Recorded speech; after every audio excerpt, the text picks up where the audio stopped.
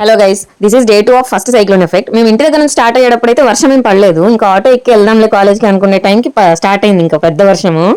ఇంకా ఆటో ఎక్కిన తర్వాత అయితే అంకుల్ నన్ను డైరెక్ట్ గా కాలేజ్ లోపల డ్రాప్ చేశారు. ఇంకా వీడియో తీయడానికి కూడా అవ్వలేదు, ఫోన్ బ్యాగ్ లో పెట్టేస్తే తడిచిపోతుందని. ఇంకా ఆఫ్టర్నూన్ అయితే అన్నయ్య కూడా కాలేజ్ లోపలికి వచ్చేసాడు, చాలా వాటర్ ఉన్నాయి ఇక్కడ నడవడానికి కూడా అవ్వదు అని. ఇంకా నెక్స్ట్ డే అయితే మార్నింగ్ నుంచి వర్షం తగ్గట్లేదని చెప్పి హాలిడే డిక్లేర్ చేస్తారు. మాకు కూడా హాలిడే డిక్లేర్ చేశారన్న ఆనందంలో వర్షం కూడా ఆగిపోయింది. ఇంకా తర్వాత అసలు వర్షమే పడలేదు.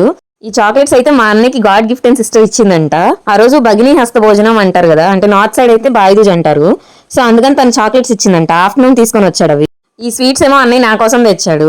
ఇంకా ఆ రోజు చెల్లెల చేతి వంట ఖచ్చితంగా తినాలి కాబట్టి నేనైతే పానీపూరి చేశాను. మార్నింగే నాకు లంచ్ ప్రిపేర్ చేసే అంత టైం ఉండదు కాబట్టి ఈవినింగ్ స్నాక్స్ చేసేసా. ఇంకా ఈ స్వీట్స్ అండ్ గిఫ్ట్ కూడా తనే ఇచ్చిందంట. ఇవైతే ఈవినింగ్ తీసుకొని వచ్చాడు. ఎందుకు ఇచ్చావని అడగడానికి కూడా ఆ రోజు టైం లేదంట. అందుకని నెక్స్ట్ డే మార్నింగ్ నేనే అడగమని చెప్తే అన్న నిన్న భగిని హస్త భోజనం అంట కదా, చెల్లెల చేతి వంట తిని బహుమతి ఇస్తే మంచి జరుగుతుందంట, అందుకే ఇచ్చా అన్న అని చెప్పింది. స్వీట్స్ కూడా తనే ప్రిపేర్ చేసిందంట.